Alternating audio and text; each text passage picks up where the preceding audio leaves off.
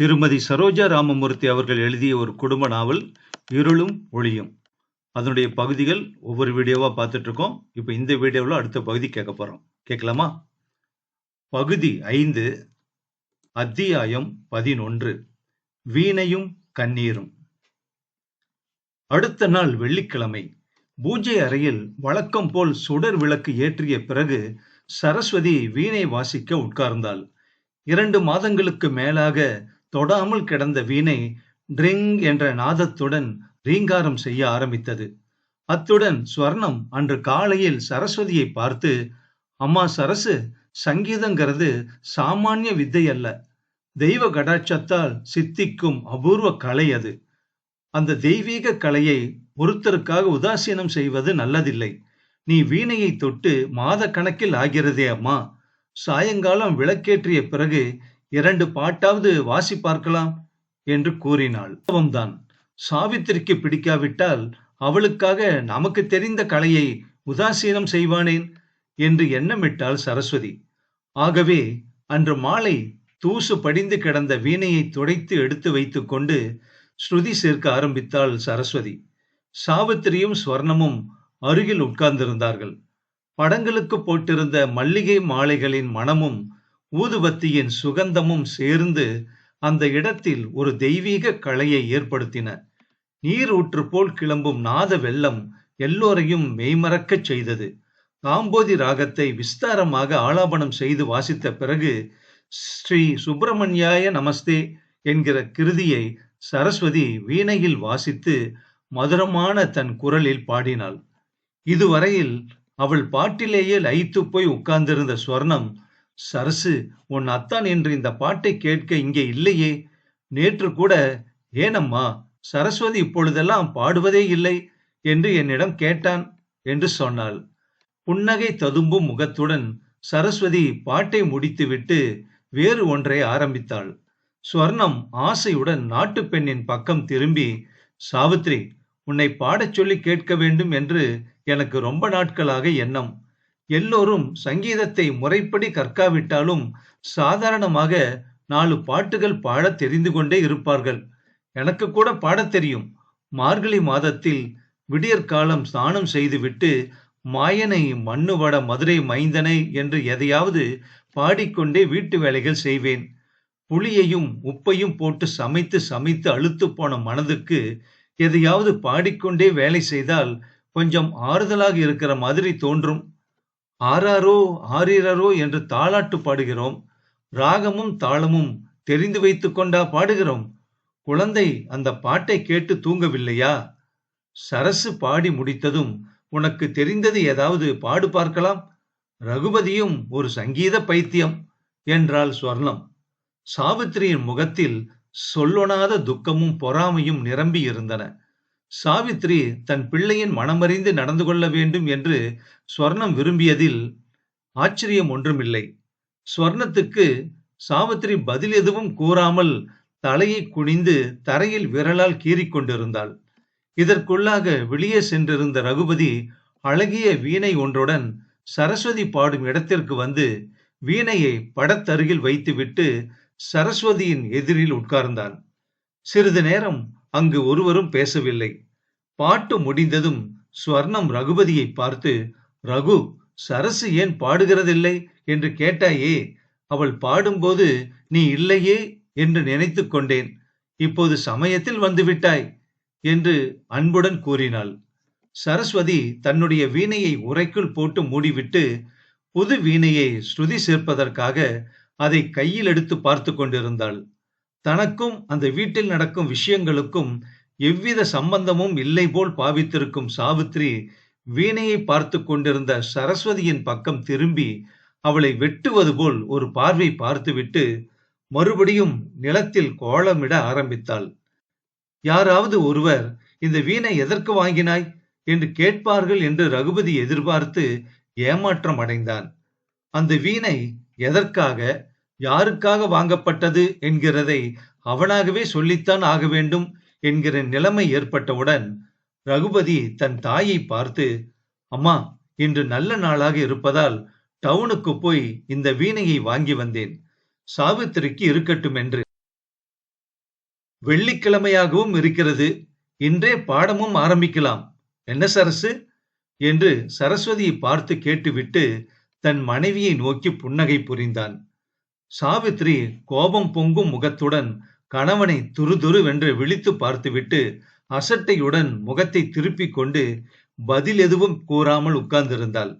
கையில் வைத்திருந்த வீணையை கீழே வைத்துவிட்டு சரஸ்வதி நிதானமாக, இன்றைக்கே என்ன அவசரமத்தான், ஆகட்டுமே, இன்னொரு நாள் ஆரம்பித்தால் போகிறது என்று சொன்னாள். அவசரம் ஒன்றுமில்லை சரசு, நாள் நன்றாக அமைந்திருக்கிறது. நான் கேட்பதற்கு முன்பே கடைக்காரர்களும் புதுசாக வீணை தஞ்சாவூரில் இருந்து வந்திருக்கிறது சார், வேண்டுமானால் எடுத்து போங்கள் என்று கையில் கொடுத்தார்கள் என்று கூறிவிட்டு தன் வார்த்தைகளுக்கு மதிப்பு கொடுக்காமல் உட்கார்ந்திருக்கும் மனைவியின் முகத்தை மறுபடியும் பார்த்தான் ரகுபதி. ஏதோ அலுவலாக சற்று முன் சமையலறைக்கு சென்று காய்ச்சிய பாலை இறைவனுக்கு படைப்பதற்காக எடுத்து வந்த ஸ்வர்ணம் மகன் கூறுவதை கேட்டுவிட்டு, அவன் இஷ்டப்படிதான் இன்றைக்கு பாட்டு ஆரம்பியேன், இதற்கு போய் இவ்வளவு தர்க்கம் வேண்டியதில்லையே, யாராவது ஒருத்தர் தாழ்ந்து போய்விட்டால் ஆயிற்று என்று கூறிவிட்டு பாலை கீழே வைத்துவிட்டு உட்கார்ந்தாள். இதுவரையிலும் பேசாமல் ஏதோ முழுகிவிட்டது போல் உட்கார்ந்திருந்த சரஸ்வதி சரேல் என்று எழுந்து, எனக்கு இதில் எல்லாம் அவ்வளவு பிடித்தமில்லை என்று முன்னாடியே சொல்லி இருக்கிறேனே, வெறுமனே இதென்ன வீண் தொந்தரவு என்று கூறி அறையை விட்டு போக எத்தனித்தாள். ஸ்வர்ணத்திற்கும் கோபம் வந்துவிட்டது. நாட்டு பெண்ணை பார்த்து அதட்டும் குரலில், நீ செய்கிறதும் பேசுகிறதும் நன்றாக இல்லை. சாவித்ரி, அவன் இஷ்டப்படிதான் கேட்டு வையேன், இதிலே என்ன குறைந்துவிடப் போகிறாய்? அவன் கிழக்கே பார்க்க சொன்னால் நீ மேற்கே பார்த்து கொண்டு நிற்கிறாயே, சுத்தமாக நன்றாக இல்லையே நீ செய்கிறது என்றாள் ஸ்வர்ணம். ஆமாம், நன்றாகத்தான் இல்லை, அதுவும் என்னுடைய இஷ்டம் என்று வெடுக்கென்று கூறிவிட்டு குபு குபு என்று கண்ணீர் பெருக்கினாள் சாவித்ரி. அத்தியாயம் 12. ரகுபதியின் கோபம். மாடிக்கு செல்லும் மனைவியை சற்றும் கண்கொட்டாமல் பார்த்து கொண்டு உட்கார்ந்திருந்த ரகுபதி கோபத்துடன் மனைவியை சாவித்ரி சாவித்ரி என்று இறைந்து கூப்பிட்டான். சரஸ்வதி பயந்து போய் முகம் வெளுக்க ரகுபதியின் முகத்தையே பார்த்து கொண்டு நின்றாள். அவன் கூப்பிட்டதற்கு மாடியிலிருந்து பதிலொன்றும் வராமல் போகவே திடுதிடுவென்று மாடிப்படிகளில் ஏறினான் ரகுபதி. அவன் பின்னால் சென்ற சரஸ்வதியும் ஸ்வர்ணமும் சாவித்திரியை பார்த்துவிட்டு ஒரு கணம் திகைத்து நின்றார்கள். பிறகு ஸ்வர்ணம் பொங்கி எழும் கோபத்தை அடக்கிக் கொண்டு, நன்றாக இருக்கிறது சாவித்ரி, வெள்ளிக்கிழமையும் அதுவுமாக என்றாள். சாவித்ரி, இதென்னம்மா இப்படி அழுகிறாய், எழுந்திரு என்று அவள் கரங்களை அன்புடன் பற்றினாள் சரஸ்வதி. சாவித்ரி கண்ணீர் வழியும் முகத்துடன் கணவனை திரும்பி பார்த்தாள். பிறகு ஆத்திரம் தொனிக்க, என் பிறந்த வீட்டில் கூட என்னை யாரும் வற்புறுத்த மாட்டார்கள், ஆனால் இங்கே என்று மேலும் கூறாமல் தேம்பி தேம்பி அழுதாள். ரகுபதிக்கு சற்று தணிந்திருந்த கோபம் பீரிட்டு எழுந்தது. இங்கே உன்னை வாணலியில் போட்டு வதக்கி தாளத்தில் எடுத்து வைக்கிறார்கள், நீ பிறந்த வீட்டில் சுதந்திரமாக வளர்ந்த லட்சணம் தான் இப்போது தெரிகிறதே என்று கேலியும் ஆத்திரமும் கலந்த குரலில் கூறினான் ரகுபதி. என்ன தெரிகிறதாம் என்று கணவனை பதில் கேள்வி கேட்டு மடக்கிவிட்டதாக நினைத்து நிமிர்ந்து உட்கார்ந்து கொண்டாள் சாவித்ரி. உன் லட்சணம், உன்னுடைய பிடிவாதம், வேறு என்ன கிடக்கிறது தெரிவதற்கு என்று ஆவேசத்துடன் கூறிவிட்டு பொறுமையை இழந்தவனாக ரகுபதி கீழே உட்கார்ந்திருந்த மனைவியின் கன்னத்தில் பலார் என்று அறைந்தான். அடுத்த வினாடி அவன் தன் தவறை உணர்ந்து கொண்டான். இதுவரையில் பெற்ற தாயின் மனம் நோகும்படி ரகுபதி பேசி அறிய மாட்டான். உடன் பிறந்தவளைப் போல் அவனுடன் ஒன்றாக வளர்ந்து வரும் சரஸ்வதியின் கண்களில் கண்ணீரை கண்டால் அவன் நெஞ்சு உருகிவிடும். பெண்களை மலரை போல் மென்மையாக நடத்த வேண்டும் என்னும் கொள்கையை உணர்ந்தவன். தன்னுடைய அருமை மனைவியை தொட்டு அடிப்பதற்கு மனம் வருமா? கை தீண்டி அடிக்கும்படியான நீச மனோபாவம் தனக்கு ஏன் ஏற்பட்டது என்பதை ரகுபதியால் உணர முடியவில்லை. ஸ்தம்பித்து உணர்விழந்து நிற்கும் மகனை ஸ்வர்ணம் கண்களில் நீர் பொங்க ஏறிட்டு பார்த்து, சிச்சி, உனக்கு புத்தி கெட்டு விட்டதாடா ரகு, ஊரார் பெண்ணை அடிக்க உனக்கு என்னடா அப்படி பாத்தியம் ஏற்பட்டு விட்டது? ஊரிலே 4 பேர் என்ன சொல்ல மாட்டார்கள்? புருஷன் மனைவி தகராறு என்று உலகம் ஒத்துக்கொள்ளாதப்பா, நடுவில் நான் ஒருத்தி இருக்கிறேன் பார் என்றாள். அவள் கண்கள் கண்ணீரால் நனைந்திருந்தன.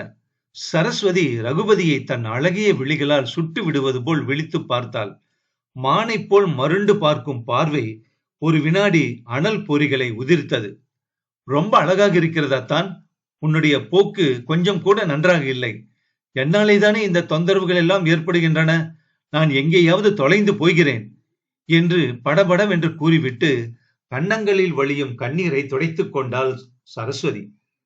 சரஸ்வதி இப்படி கூறியதை கேட்டதும் சாவித்திரி விசுக்கென்று எழுந்து, எனக்காக இங்கிருந்து யாரும் போக வேண்டாம். எனக்கும் என் மனுஷாலை பார்க்க வேண்டும் என்று ஆசையாக இருக்கிறது. நானே புறப்பட்டு போகிறேன். ஆமாம் என்று கூறிவிட்டு பீரோவில் இருந்து புடவைகளை எடுத்து பெட்டியில் வைக்க ஆரம்பித்தாள்.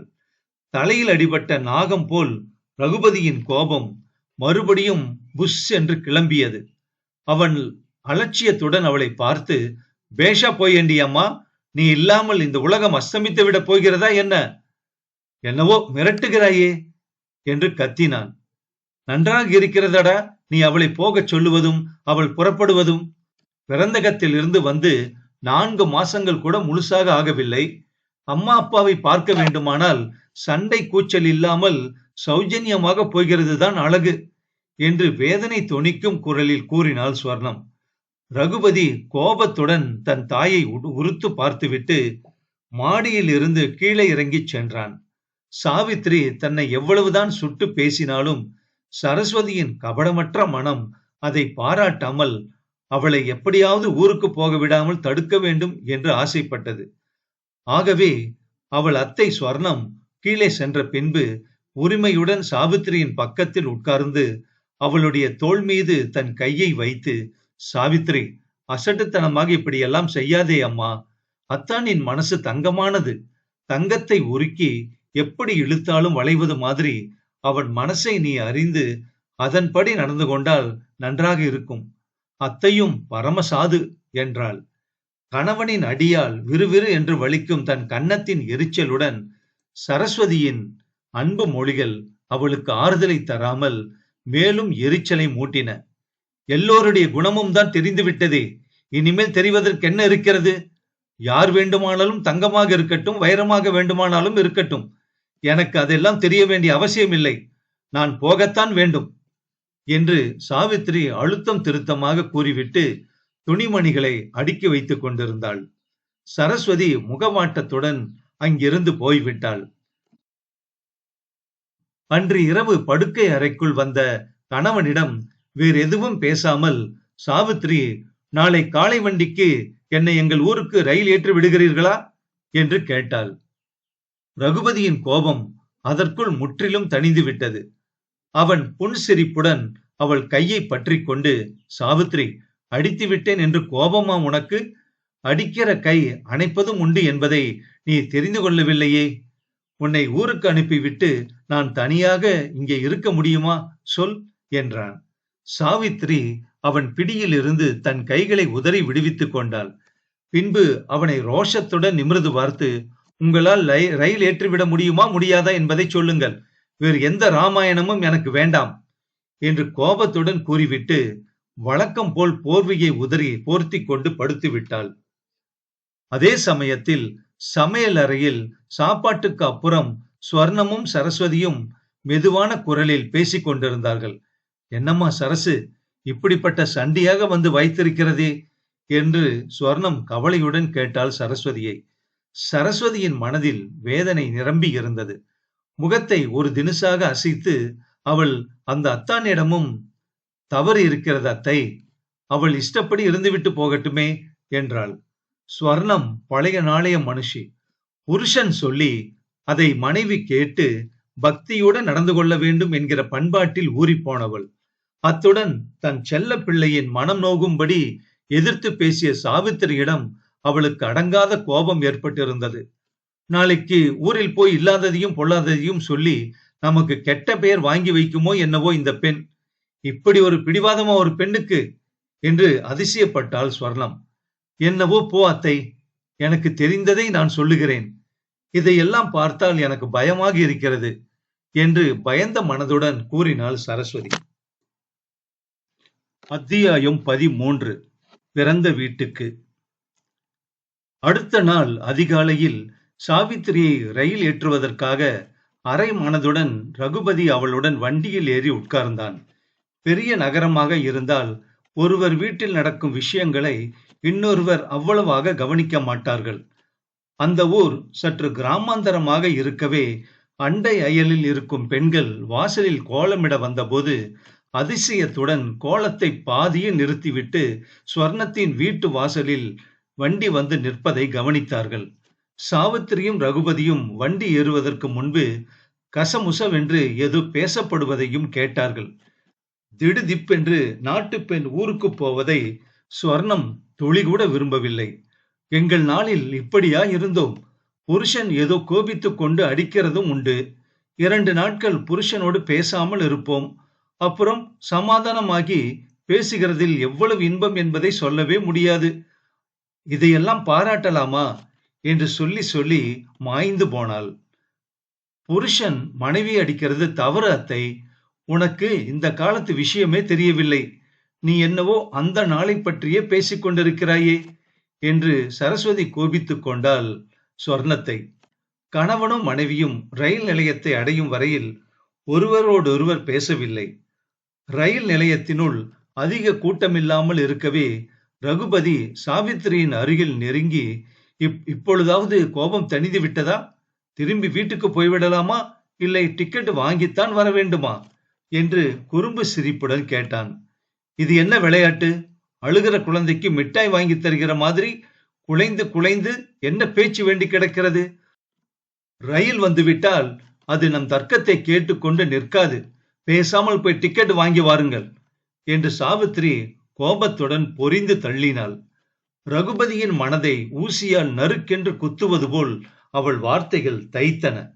அவன் வேறெதுவும் பேசாமல் டிக்கெட்டை வாங்கி வந்து அவளிடம் கொடுப்பதற்கும் ரயில் அங்கே வருவதற்கும் சரியாக இருந்தது. கணவன் மனைவி என்கிற பந்தம் எவ்வளவு நெருங்கியதாக இருந்தாலும் சாவித்திரிக்கும் ரகுபதிக்கும் ஏற்பட்டிருந்த பிளவு அசாதாரணமாகத்தான் இருந்தது.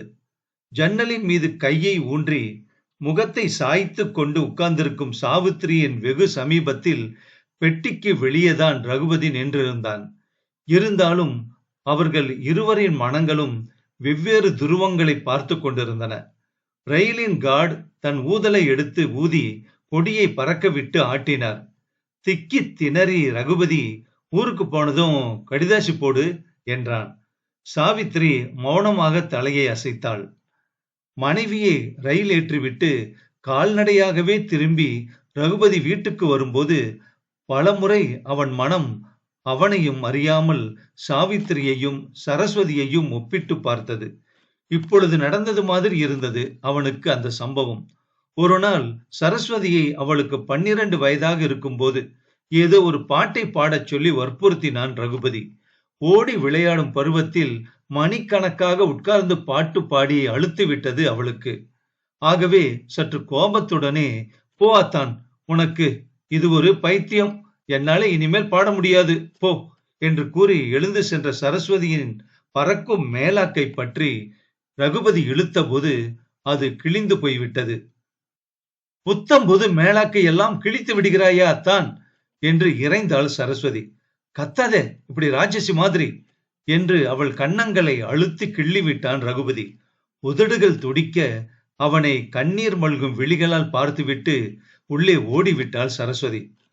ஐயோ பாவம், தாயில்லா குழந்தை, முரட்டுத்தனமாக கிள்ளிவிட்டோமே, பார்த்து ஆறுதல் கூற வேண்டும் என்று அவளை தேடி ரகுபதி சென்றபோது அவளாகவே வலுவில் எதிரில் வந்து, அத்தான், காஃபி சாப்பிடாமல் மறந்து போய் விட்டாயே, இன்றைக்கு ஆறி போகிறதே என்று சுட சுட காஃபியை எடுத்து வந்து அவன் கையில் கொடுத்தாள். ரோஜா கன்னம் இன்னும் சிவந்துதான் இருந்தது. கிள்ளிவிட்டேனே, வலிக்கிறதா சரசு என்று கேட்க அவனுக்கு வெட்கம். நீதான் கிள்ளினாயே என்று மறுபடியும் அந்த சம்பவத்தை நினைவுபடுத்த அவளும் வெட்கினாள். நேற்று ரகுபதி மனைவியின் கரங்களை பிடித்துக் கொண்டு அடித்து விட்டேனே என்று மனம் வருந்திய போது சாவித்திரி அதை பாராட்டவில்லை அல்லவா? அடிப்பதை அடித்தாயிற்று என்கிற தோரணையில் உதாசீனமாகத்தானே பேசினாள். ரகுபதி சாம்பிய மனதுடன் வீட்டை அடைந்தான். எந்திரம் போல ஒருவருடனும் பேசாமல் தன் வேலைகளை கவனித்துக் கொண்டான். ஸ்வர்ணமும் சரஸ்வதியும் அவனுடன் ஒன்றுமே பேசவில்லை. அவனாகவே ஏதாவது பேசட்டும் என்று ஸ்வர்ணம் நினைத்தாள். அத்தானிடம் ஏதாவது வலுவில் பேசி அவன் மனப்புண்ணை கிளறக்கூடாது என்று சரஸ்வதி மௌனமாகவே இருந்து விட்டாள். இந்த அசாதாரணமான சாந்தம் அவன் நெஞ்சை பிடித்து உலுக்கியது. ஏன் ஒருவரும் தன்னிடம் பேசவில்லை என்று அவனுக்கு வியப்பாகவும் இருந்தது. ஒருவேளை சாவித்திரியை அடித்தது ஒரு மாபெரும் குற்றம் என்று எல்லோரும் கருதுகிறார்களோ? குற்றமாக இருந்தாலும் பிறகு அவளை எவ்வளவு முறை சமாதானப்படுத்த முயன்றான். மனைவியின் கைகளை பிடித்துக் கொண்டு நான் கெஞ்சினேன் என்று ஒருவனுக்கு பெற்ற தாயிடம் கூட சொல்லிக்கொள்ள லஜ்ஜியாக இராதா என்ன? உடன் பிறந்தவளைப் போல் சரஸ்வதி கூட பழகினாலும் இந்த விஷயங்களை எல்லாம் அவளிடம் வாய்விட்டு சொல்ல முடியுமா? ஒருவனுக்கு ஏற்படும் சில உணர்ச்சிகளை பகிர்ந்து கொள்வதற்கு அந்த ஒருத்திதான் தேவையாக இருக்கிறது. தாயாக இருந்தாலும், உடன்பிறப்பாக இருந்தாலும், தோழனாக இருந்தாலும் மற்றவர்களால் பகிர்ந்து கொள்ள முடியாத சில உணர்ச்சிகளை சகதர்மிணி ஒருத்தியால் தான் வாழ்க்கையில் பகிர்ந்து கொள்ள முடியும். இதையொட்டித்தான் பெரியவர்கள் மனைவியை சகதர்மிணி என்று பெயரிட்டு அழைக்கிறார்களோ என்று நினைத்து ரகுபதி மனம் வருந்தினான். இப்படியே 4-5 தினங்கள் ஓடிவிட்டன. பிள்ளையின் அந்த அசாதாரணமான மௌனத்தை பொறுக்க முடியாமல் ஸ்வர்ணம் ரகுபதியை பார்த்து, ஏண்டா ரகு, சாவித்திரி எப்பொழுது வருகிறேன் என்று சொன்னாளடா, கேட்டாயோ அவளை என்று கவலையுடன் விசாரித்தாள். இந்த 4-5 தினங்களுக்குள்ளாகவே ஊரில் சாவித்திரி திடீரென்று பிறந்தகம் சென்றதை பற்றியே ஒரே பேச்சாக இருந்தது. நேற்று கூட ஸ்வர்ணத்தை கோயிலில் பார்த்தேன், நாட்டுப்பெண் ஊருக்கு போகிறதை பற்றி ஒன்றுமே சொல்லவில்லையே என்று அவையம் மிகவும் ஆச்சரியப்பட்டாள். வர வர ஸ்வர்ணம் முன்னை போல் இல்லையடி, எந்த விஷயத்தையும் பூட்டி பூட்டி வைத்துக் கொள்கிறாளே பத்திரமாக என்று பாகீரதி அம்மாமி முகத்தை தோளில் இடித்துக் கொண்டு அவையம் கூறியதை அப்படியே ஆமோதித்தாள். இப்படி கோவிலிலும் குளக்கரையிலும் நடுக்கூடங்களிலும் ஸ்ரீ ரத்தினங்கள் பேசுவதை அரைகுறையாக கேட்ட ஸ்வர்ணம் மனக்கஷ்டம் தாங்காமல் பிள்ளையை மேற்கூறிய விதம் விசாரித்தாள். எப்படி போனாலோ அப்படி வந்து சேருவா அம்மா, இங்கே யாராவது அவளை போக சொன்னோமா என்ன என்று தாயின் மீது சீறி விழுந்தான் ரகுபதி. அவள்தான் முரடாக இருக்கிறாள் என்றால் நீயாவது தனிந்து போக மாட்டாயா அப்பா? ஒவ்வொருத்தர் ஒவ்வொரு மூலையை பார்த்து கொண்டு நின்றால் நன்றாக இருக்குமா என்றாள் ஸ்வர்ணம் மெதுவாக. அதற்கு பதில் எதுவும் கூறாமல் எழுந்து சென்ற ரகுபதியை மாடிப்படிகளில் சந்தித்த சரஸ்வதி மிகுந்த கனிவுடன், அத்தான், சாவித்திரியிடமிருந்து ஊர் போய் சேர்ந்ததை பற்றி கடிதம் ஏதாவது வந்ததா என்று கேட்டாள். வெறுமனே அதை பற்றி பேசி பேசி என் மனதை ஏன் எல்லோரும் நோகடிக்கிறீர்கள் சரசு என்று பரிதாபமாக கூறிவிட்டு மேலே விரைந்து சென்று விட்டான் ரகுபதி. கல்யாணமாகி வாழ்க்கை நடத்த ஆரம்பித்த இவ்வளவு குறுகிய காலத்திற்குள் இவ்வளவு மனக்கசப்பும் வெறுப்பும் என் அத்தானுக்கு ஏற்பட்டு விட்டதே என்று நினைத்து சரஸ்வதி மனம் வருந்தினாள். ஒருவேளை அது அவளால் ஏற்பட்டதோ என்பதை நினைத்து பார்க்கையில் மலரினும் மெல்லியதான அவள் மனம் திக்கென்று அடித்துக் கொண்டது. இந்த நாவல் அடுத்த பகுதியில் தொடரும்.